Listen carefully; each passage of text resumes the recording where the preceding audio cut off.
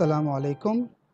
मैं हूं आपका ट्यूटर सादिक अहमद और आज जो हम चीज़ डिस्कस करने जा रहे हैं वो प्रीवियस जो टॉपिक हम डिस्कस कर रहे थे उसकी कंटिन्यूएशन है। लास्ट टाइम जो प्रीवियस हमने डिस्कस किया था उसमें हमने जो डिस्कस किया था वो ये डिस्कस किया था कि हम IP-X88 इंटेल के रजिस्टर्स को डिस्कस कर रहे थे और उसके अंदर हमने जनरल पर्पस रजिस्टर्स को जो है डिस्कस किया था। मैंने आपको बताया था कि जनरल पर्पस रजिस्टर्स जो होते हैं वो बेसिकली 4 हैं और ये जो X है ये बेसिकली उसकी एक्सटेंशन है। मतलब क्या है इस बात का, एक क्विक रिकैप करके फिर हम आगे बढ़ते हैं। ये 4 जो रजिस्टर्स हैं general purpose registers A, B, C और D, इनके साथ अगर X लगा हुआ हो तो इसका मतलब ये है कि ये एक्सटेंडेड है। एक्सटेंडेड जो है वो X को ज़ाहिर करता है। इसका मतलब ये होता है कि आप जो हैं इनको 16 बिट के अंदर एक्सेस कर सकते हैं। बात हो रही है IAPX88 आर्किटेक्चर की, ठीक है। अच्छा, इसी तरीके से जो आपका बेस रजिस्टर है, अगर उसके साथ X लगा हुआ है तो आप उसको 16 बिट के अंदर एक्सेस कर सकते हैं। लेकिन यहाँ पर एक बात ये ध्यान में रहे कि इसको आप हाफ और हाफ में भी एक्सेस कर सकते हैं। मतलब ये कि 16 बिट अगर आप पूरी एक्सेस उसकी ना करना चाहें तो आप उसको 8 बिट के अंदर भी एक्सेस कर सकते हैं। अगर उसकी जो लोअर साइड यानी कि लोअर लोअर सिग्निफिकेंट बिट्स जो हैं 8 बिट, अगर उसको एक्सेस करेंगे तो वो BL हो जाएगा और हाई वाली जो बिट्स उसकी एक्सेस करेंगे तो वो BH हो जाएगा। लेकिन अगर सब एक्सेस करेंगे तो वो BX हो जाएगा। तो आप इसको हाफ एंड हाफ में भी एक्सेस कर सकते हैं। तो ये जो 4 हैं जनरल पर्पस रजिस्टर्स, ये आपके A, B, C और DX एक्सटेंडेड 16 बिट, वरना 8 और 8 बिट के अंदर, ये हमने डिस्कस किया था। उसके बाद फिर मैंने आपको ये बताया था कि ये जो जनरल पर्पस रजिस्टर्स होते हैं, AX जो होता है, ये A मतलब होता है एक्यूमुलेटर का, B मतलब होता है बेस का, C मतलब होता है काउंटर का और D कुछ जगहों पर जो है इसको डेटा लिखा जाता है, लेकिन जो CS401 के हैंडआउट्स हैं और वर्चुअल यूनिवर्सिटी के जो लेक्चर्स हैं उसके अंदर इसको डेस्टिनेशन रजिस्टर कहा गया है। ठीक हो गई बात। अच्छा, अब इन इन सब रजिस्टर्स का जो है वो एक मकसद है, अलग अलग मकसद है, लेकिन इनको जनरली आप यूज़ कर सकते हैं डेटा मूव करने के लिए या उसके अंदर कैलकुलेशन करने के लिए। लेकिन एक्यूमुलेटर का जो मेन जो होता है, स्पेसिफिक जो पर्पस होता है, वो बेसिकली क्या होता है कि वो आप उसके अंदर एक्यूमुलेट करते हैं डेटा को या किसी इंफॉर्मेशन को एक्यूमुलेट करते हैं और उसको डिस्प्ले करवाते हैं।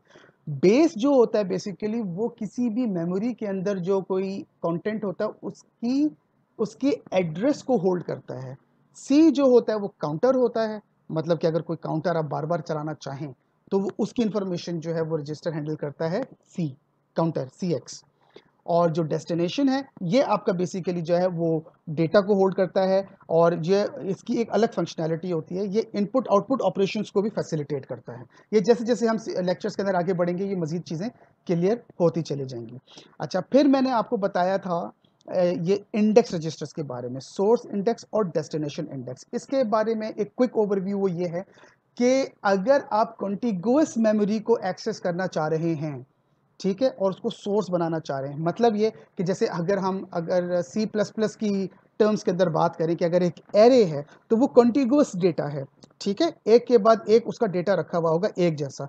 तो आप उसका जो पहला एड्रेस होगा, जिस जगह से वो स्टार्ट हो रहा है, वो पहला एड्रेस जो आप उठाएंगे सोर्स को और उसके ऊपर आपने कोई काम करना है और उसको कहीं और रखना है, तो वो सोर्स इंडेक्स आप उसके अंदर उसका एड्रेस रखेंगे। सोर्स इंडेक्स रजिस्टर के अंदर आप एरे का जो पहला वाला जो मेमोरी एरिया है उसका एड्रेस रखेंगे और इसको अगर आपने लेट सपोज कहीं पे कॉपी कराना है तो वो जो एड्रेस है वो डेस्टिनेशन हो जाएगा।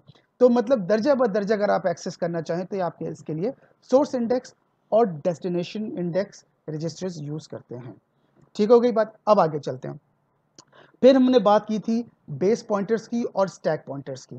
ये बेसिकली पॉइंटर रजिस्टर्स होते हैं, ये पॉइंट कर रहे होते हैं। अभी हम इसको मैं एक हल्का सा ओवरव्यू देता हूँ, लेकिन जब हम कोर्स में आगे बढ़ेंगे तो ये चीज़ मज़ीद आपके ऊपर क्लियर हो जाएगी। लेकिन अभी फ़िलहाल इसको समझने के लिए आप इस तरह समझिए कि बेस पॉइंटर और स्टैक पॉइंटर, जैसे कोई भी प्रोग्राम जो है वो रन होता है मेमोरी के अंदर, तो वो स्टैक के अंदर होता है, उसे स्टैक चल रहा होता है। यानी कि किसी भी प्रोग्राम के 3 लॉजिकल पार्ट्स होते हैं, एक स्टैक होता है उसका, एक कोड सेगमेंट होता है और एक डेटा सेगमेंट होता है। तो वो जो स्टैक होता है, वो स्टैक जिस जगह पर वो आपका प्रोग्राम है, उस स्टैक को वो पॉइंट करता है स्टैक पॉइंटर, और बेस पॉइंटर यानी कि वो उस जगह का रेफरेंस, कि मतलब किस जगह से वो पॉइंट कर रहा है और स्टैक इस वक्त कहाँ पर चल रहा है।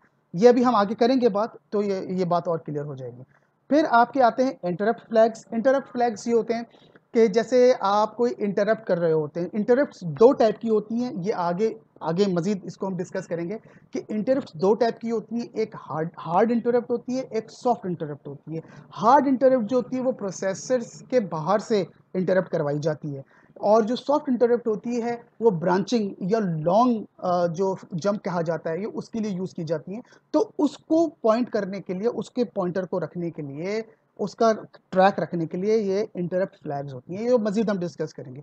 तो ये तमाम रजिस्टर्स के अलग-अलग जो है वो ऑब्जेक्टिव्स हैं, जहाँ पर ये रजिस्टर्स आपके यूज़ होते हैं। अच्छा, अब आते हैं फ्लैग्स रजिस्टर के ऊपर। फ्लैग रजिस्टर, अब आप ये देखें कि ये जो जितने भी रजिस्टर्स हैं, ये 16 बिट के अंदर, सोर्स इंडेक्स और डेस्टिनेशन इंडेक्स जो है, ये वाले जो 2 रजिस्टर्स हैं, सोर्स इंडेक्स और डेस्टिनेशन इंडेक्स, ये आपके 16 बिट के अंदर यूज़ होते हैं एक साथ। यही आपका केस होता है बेस पॉइंटर वाले में और स्टैक पॉइंटर वाले में, और यही आपका होता है ये सेगमेंट रजिस्टर्स। ये 4 सेगमेंट रजिस्टर्स हैं, इसके ऊपर मैं एक अलग वीडियो बनाऊंगा और इसके ऊपर हम बहुत डिटेल के अंदर बात करेंगे। अच्छा, फिर आईपी भी 16 बिट के अंदर एक्सेस होता है, लेकिन ये जनरल पर्पस रजिस्टर्स वो 4 ऐसे रजिस्टर्स हैं जो आप जो है वो 8 बिट या 1 बाइट बाय बाइट, ये 2 बाइट्स के रजिस्टर यानी कि 16 बिट के हैं, तो आप 1 बाइट के अंदर इसको एक्सेस कर सकते हैं या 4 बिट में एक्सेस कर सकते हैं। लेकिन ये जो फ्लैग्स के जो रजिस्टर्स होते हैं, ये आप 1 बाइट के अंदर ही एक्सेस करेंगे। ठीक हो गई बात? वो कैसे एक्सेस करेंगे, आइए अब उसको डिस्कस करते हैं। फ्लैग्स जो होते हैं बेसिकली IP88 जो आर्किटेक्चर है IBM का, उसके अंदर जो है वो 9 किस्म के फ्लैग्स बताए गए हैं। 1 2 3 4 5 6 7 8 और 9। अब ये हर अल्फ़ाबेट का एक मतलब है और ये एक एक बाइट के अंदर एक्सेस होता है। अब C जो है ये बेसिकली कैरी फ्लैग है। कैरी फ्लैग क्या होता है कि जब कभी भी सपोज करें कि हम 16 बिट के 2 नंबर्स को हम ऐड करते हैं, ठीक है, 16 बिट के 2 नंबर्स को अगर हमने ऐड किया और उसका जवाब 17 बिट के अंदर आ गया, लेकिन रजिस्टर तो होल्ड सिर्फ 16 बिट कर सकता है, तो जो 70वीं बिट होगी वो कहाँ जाएगी, वो जो होगी उठ के वो कैरी फ्लैग उसको मार्क कर देगा। वो कैरी फ्लैग उसको जो है ना मार्क करेगा कि एक्स्ट्रा बिट जो है वो फिट जो नहीं होगी, वो टारगेट रजिस्टर, ये यहाँ पे लिखा हुआ है ना कि the extra bit that won't fit in the target register is placed in the carry flag, वो कैरी फ्लैग में चली जाएगी। तो यहाँ पे कैरी फ्लैग जो है वो 1 हो जाएगा। ठीक है, तो उससे हमें पता चल जाता है कि वो कैरी फ्लैग के अंदर हमारे पास एक कैरी पड़ी हुई है। ठीक है, इसी तरीके से दूसरा ऑपरेशन करेंगे, अगर वो भी हो उसमें भी कैरी आ जाएगी, तो कैरी फ्लैग फिर 2 हो जाएगी। ये कैरी फ्लैग का काम होता है। पैरिटी, पैरिटी फ्लैग क्या होती है? पैरिटी फ्लैग के अंदर ये होता है कि जब हम कोई भी बाइनरी नंबर होता है, क्योंकि आपको पता है कि मशीन लैंग्वेज के अंदर हम डिस्कस करते हैं जो कंप्यूटर जो ऑप कोड्स वगैरह होते हैं, ये ऑप कोड के बारे में भी हम डिस्कस करेंगे अगले लेक्चर के अंदर। तो ये जो कंप्यूटर काम करता है वो बाइनरी लैंग्वेज यानी कि मशीन लैंग्वेज जो वो बाइनरी में काम करती है, 1 0 0 और 1 के अंदर। तो अब उसकी जो पैरिटी चेक की जाती है कि वो ऑड है या आया इवन है, तो उसको चेक करने के लिए ये पैरिटी फ्लैग को यूज़ किया जाता है कि नंबर ऑफ वंस जो हैं, नंबर ऑफ वंस उस बिट के अंदर कितने हैं। उससे फिर जो है वो आप चेक सम करते हैं। डेटा कम्युनिकेशन का एक सब्जेक्ट है आपका CS601, ये चीज़ उसके अंदर जो है वो काफ़ी काम में आती है प्रोसेसर की पैरिटी फ्लैग की, कि जब आप चेक सम्स को यूज़ करते हैं, या ऐसे तमाम मेरे स्टूडेंट्स जो लिनक्स इस वक्त यूज़ कर रहे हैं, उनके अंदर एक चेक सम जो है वो आपका एक कह लें कि जब फाइल ट्रांसफ़र की जाती है या कोई डेटा ट्रांसफ़र किया जाता है, उसको उसके एरर को चेक करने के लिए कि डेटा कंप्लीट और एक्यूरेट ट्रांसफ़र हुआ है, तो उसके लिए ये काम में आती है पैरिटी। तो ये पैरिटी फ्लैग उसके लिए यूज़ किया जाता है कि कितने नंबर ऑफ वंस हैं, आया ऑड है कि इवन है। अच्छा, ऑक्सिलरी कैरी, ये बड़े मज़े की चीज़ है। ये इसमें क्या होता है, ऑक्सिलरी जो कैरी होती है, ये बेसिकली क्या होती है कि मैंने लास्ट लेक्चर में आपको बताया था कि 1 बाइट जो होता है वो 8 बिट का होता है, और 4 बिट है उसको हम निबल कहते हैं। ठीक है, अगर एक निबल से दूसरे निबल में कैरी आ जाए, यानी कि अगर लेट सपोज आप 4 बिट के 2 नंबर्स ऐड कर रहे हैं और वो नंबर कैरी होके दूसरे निबल में चले जाए, तो ये ऑक्सिलरी कैरी नंबर, मतलब इसका एक नंबर इंक्रीज हो जाता है और ये 1 हो जाता है। ठीक है, इसी तरीके से ये जीरो फ्लैग है। अब जीरो फ्लैग उस कब सेट होता है, ये इसके लिए बड़ा इंपॉर्टेंट ये फ्लैग है। इसमें क्या होता है कि अगर कोई ऑपरेशन, आप मैथमेटिकल ऑपरेशन आप कर रहे हैं और वो मैथमेटिकल ऑपरेशन हमें पता है कि आप कोई भी चीज डिवाइड बाय जीरो नहीं कर सकते, वो इनफाइनाइट हो जाती है मैथमेटिकल टर्म्स के अंदर, या वो कंप्यूटर की लैंग्वेज के अंदर एरर हो जाता है। ठीक है, तो उसको उसको कैलकुलेट करने के लिए या ट्रैप करने के लिए या ट्रैक करने के लिए जीरो फ्लैग का इस्तेमाल किया जाता है कि मैथमेटिकल या लॉजिकल इंस्ट्रक्शन कोई ऐसी हो जो अगर जीरो प्रोड्यूस कर दे तो जीरो फ्लैग को हम 1 कर देते हैं। साइन फ्लैग क्या होता है?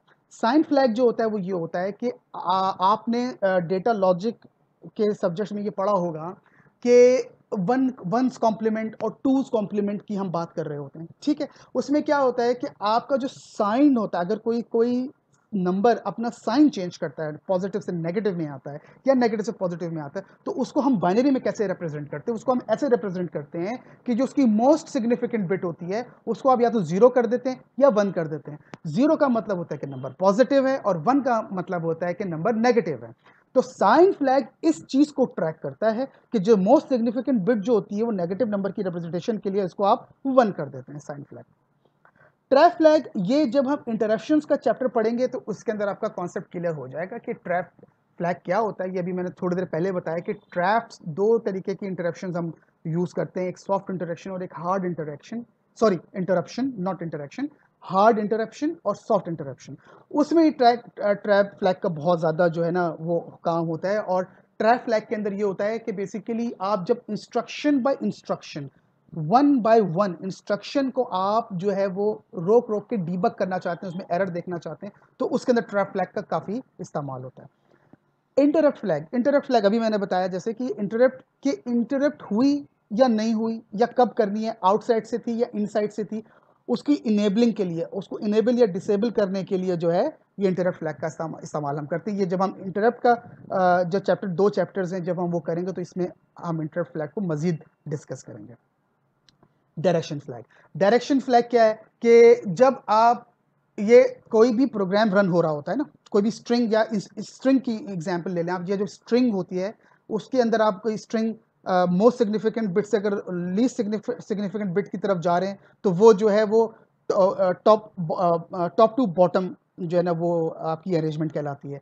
तो टॉप टू बॉटम अगर आप जा रहे हैं किसी इंस्ट्रक्शन, स्ट्रिंग इंस्ट्रक्शन के अंदर, तो वो डायरेक्शन फ्लैग सेट हम करते हैं। अगर डायरेक्शन फ्लैग 1 है तो इसका मतलब है कि आप टॉप टू बॉटम हैं, और अगर आप बॉटम टू टॉप हैं तो डायरेक्शन फ्लैग 0 हो जाती है। ये आप मतलब एक तरीके की डायरेक्शन आपको पता चलती है कि आप आया लेफ्ट टू राइट या राइट टू लेफ्ट जा रहे हैं किसी भी स्ट्रिंग इंस्ट्रक्शन को रीड करने के लिए।